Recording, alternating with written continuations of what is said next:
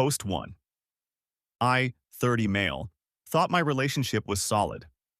I've been with my boyfriend Ethan, 29 male, for almost 5 years. We lived together, split the bills, talked about maybe adopting down the line. I'm not flashy, but I'm steady. I work in IT, pay my share, and we've built a comfortable life. That's why what happened has gutted me. For some context, my parents divorced when I was a teenager. A few years later, my dad remarried, and his new wife had a son, Ryan.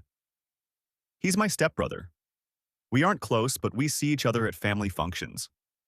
Ryan's always been the flashy type. Expensive car, expensive clothes, constant Instagram posts about hustle culture. He got into finance after college and loves to remind everyone how much money he's making. I never cared.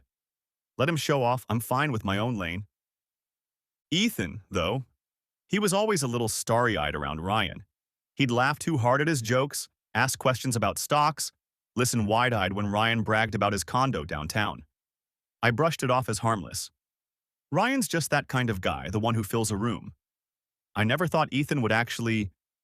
A month ago, I noticed Ethan was working late a lot. His phone was always face down. When I asked, he'd get snappy. Finally, one night, I saw a text pop up. Tonight? Same place. My stomach sank. I waited until he went to shower, then opened his phone. I know, invasion of privacy, but something in me knew. And there it was.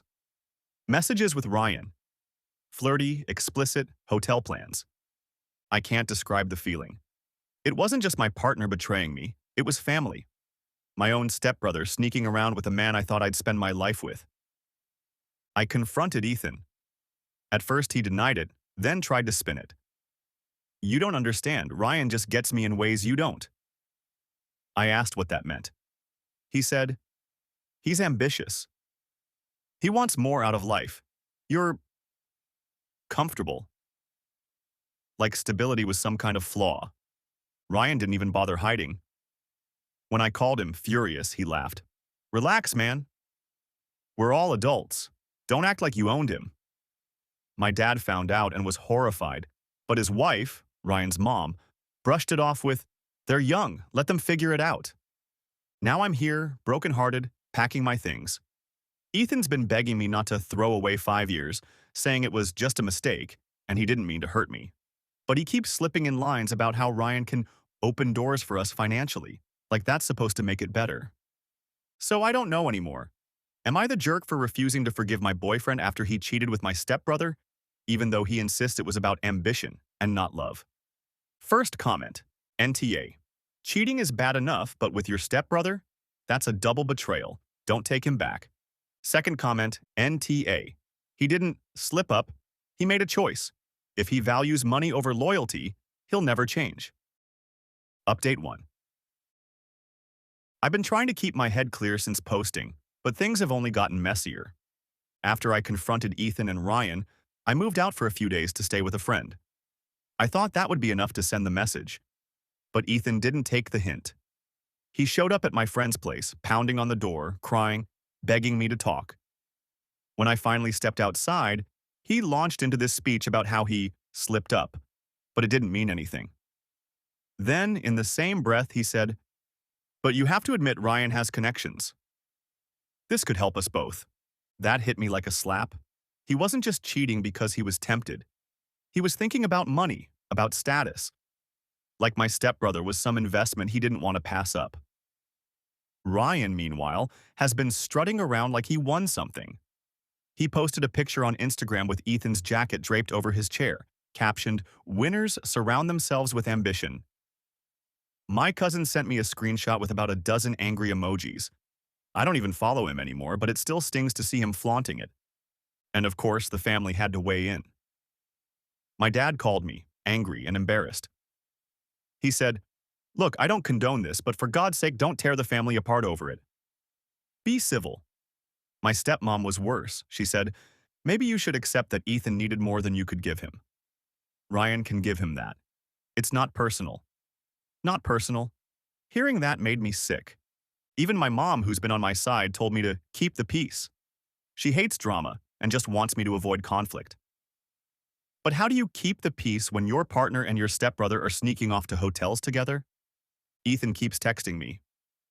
Some nights it's long, apologetic paragraphs about how he only loves me and made a mistake. Other nights it's sharper, accusing me of being cold, saying I'm throwing away everything we built. He even slipped in. You'll regret it when Ryan helps me get ahead, and you're still stuck where you are. That line told me everything. This isn't about me. It's about money and image. He wants someone shiny, not someone steady. I'm still calm, still collected, but underneath I feel hollow. Like 5 years of my life just got ripped out from under me. First comment. NTA. Ethan literally told you Ryan could help you both. That's not love. That's using you. Second comment. NTA. Your stepmom defending it says a lot. This isn't about family, it's about greed. You're better off walking away. Update 2. If I thought things couldn't get uglier, I was wrong. The family has turned this into a circus. Ryan decided to make things public. He showed up at a family barbecue last weekend with Ethan on his arm. No warning, no courtesy, just strolled in like they were royalty. People went quiet at first, then conversations picked back up. Louder, faker, like everyone was trying to pretend nothing was happening. I stood there frozen, plate in hand, wondering if I should just leave. Ryan smirked at me across the lawn, then kissed Ethan right there in front of everyone.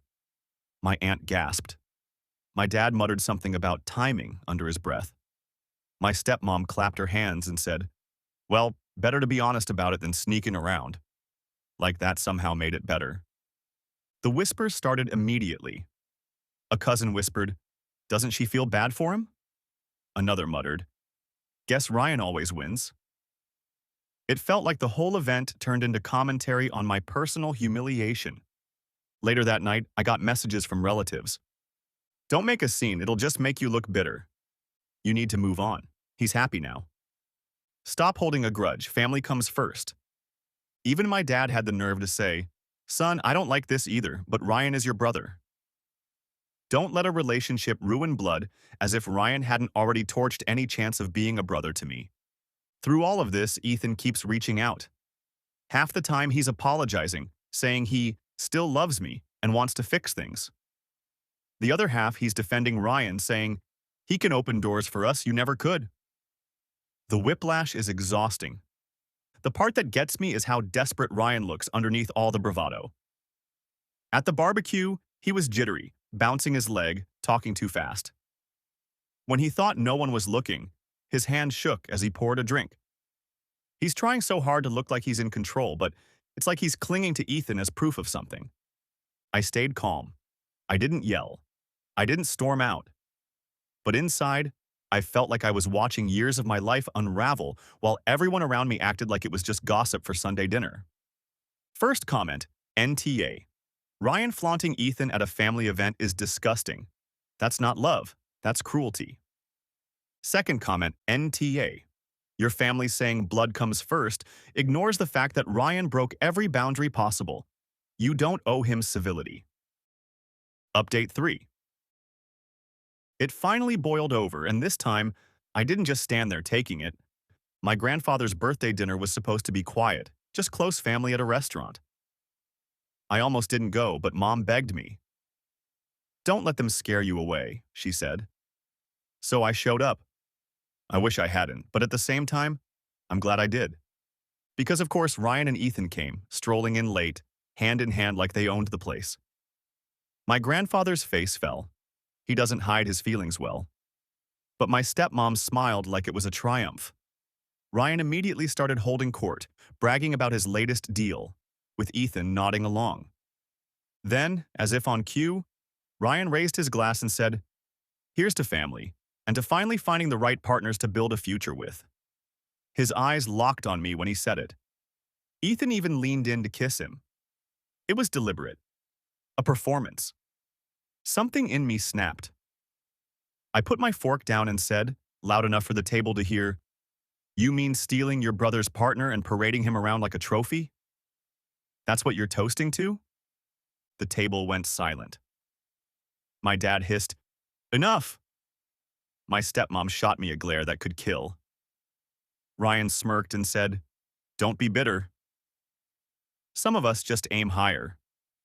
I looked right at Ethan and said, "You threw away 5 years for money. Not love. Not respect. Just money." His face went pale, and for once he didn't have a comeback. Grandpa cleared his throat and said, "Ryan, this was not the time or place. And Ethan, you've shown your character. That's all I'll say." Then he stood up and walked out. My mom followed him. I paid my part of the bill and left too, shaking but steady. Within an hour, my phone lit up. Texts from relatives calling me dramatic, cruel, ungrateful. My stepmom left a voicemail. "You embarrassed the whole family. Ryan deserves happiness, and you need to let go." But a cousin sent me a quiet message. "I don't blame you. Everyone's thinking it. You just said it." So maybe I was harsh. Maybe I made a scene. But for once, I didn't sit there choking on everyone else's lies.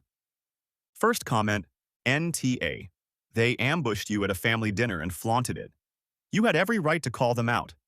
Second comment, NTA. Ryan calling it aiming higher just proves this isn't about love. It's about money and ego. Update 4. After the birthday dinner, I realized I couldn't keep showing up just to be ambushed. I've been calm through all of this, maybe too calm, but I finally hit my breaking point. The day after, Ethan texted me a wall of messages. Apologies, declarations of love, excuses. He ended it with, "You're being childish. Ryan can give us more, but I never stopped loving you." I stared at it for a long time before replying, "We're done. Stop contacting me." Then I blocked his number. Ryan wasn't far behind. He DM'd me on Instagram. "Grow up." You were never enough for him. I blocked him too. Of course, cutting them off didn't stop the family. My stepmom called, furious. "You don't get to treat your brother this way. He's building a future, and Ethan chose him. Don't destroy the family over jealousy." My dad added his voice. "This drama has gone on long enough.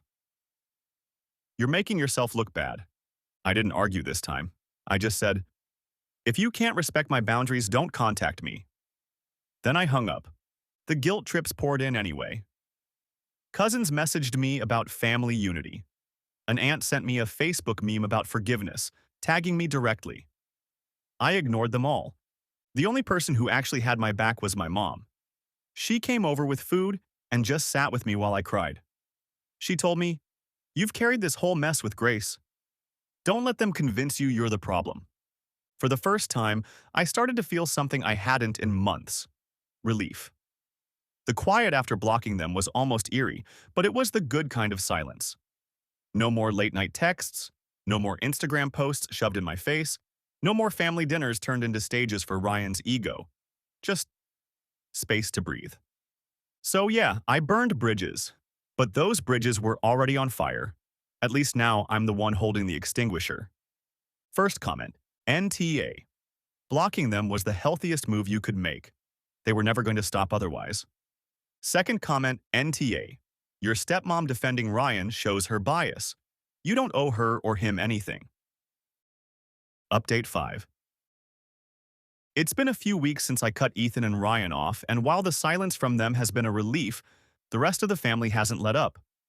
My stepmom left me a voicemail dripping with contempt.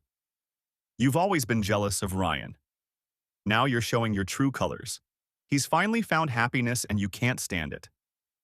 My dad followed up with a curt text. "Enough is enough.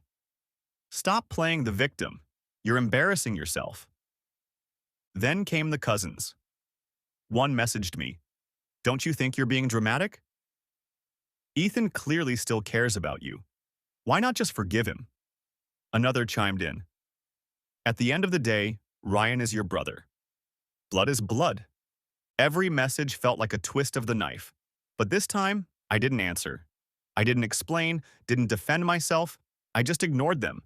Because I've realized the more I explain, the more they twist my words into another weapon against me. The difference has been the people who aren't trying to guilt me. My mom has been a lifeline, cooking dinner with me, watching old movies, reminding me that I'm allowed to walk away from people who hurt me, even if they share DNA. My best friend came over last weekend and said flat out, Ryan could have all the money in the world and he'd still be a fraud. You deserve better than both of them. It hit me that they were right. Ryan's whole identity is about proving he's better than me. Ethan just got sucked into the flash. None of that changes who I am. Steady, reliable, maybe not flashy, but real. And I've been feeling lighter. I've started going back to the gym, picking up hobbies I neglected. There are still nights I lie awake replaying everything, but for the first time in months, I don't feel like I'm living in their shadow. They wanted me to be bitter, broken, begging. Instead, I'm building myself back up. Calm, collected, stronger than before. First comment, NTA. Cutting off the noise and focusing on yourself is the best revenge. They can't control your peace.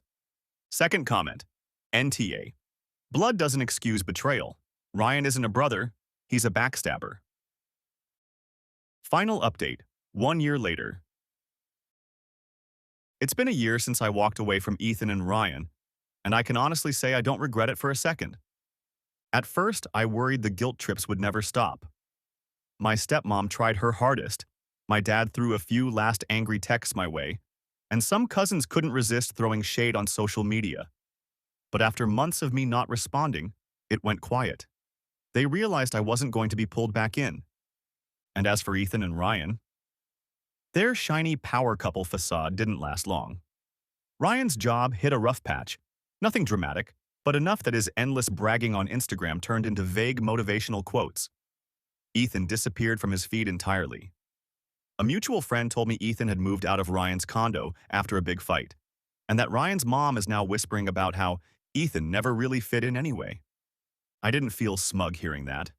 Just free.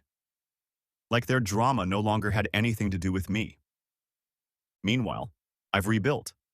I got promoted at work, started saving toward buying my own place, and even went on a couple of dates.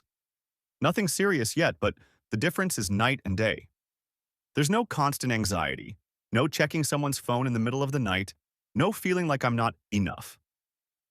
Mom still checks in on me, and she told me the other day she's proud of how I handled everything. That meant more than anything. The truth is, I lost a partner and whatever brotherly connection I thought I had. But what I gained is peace. I don't wake up wondering who's betraying me, or what rumors being spread behind my back. I wake up knowing my life is my own. And after everything, that's worth more than any of the money or status Ryan could ever wave around. First comment, this is exactly the closure you deserved. You chose peace, and they imploded on their own. Second comment, Ryan thought money would make him the winner. A year later, you're thriving and he's flailing. That says it all.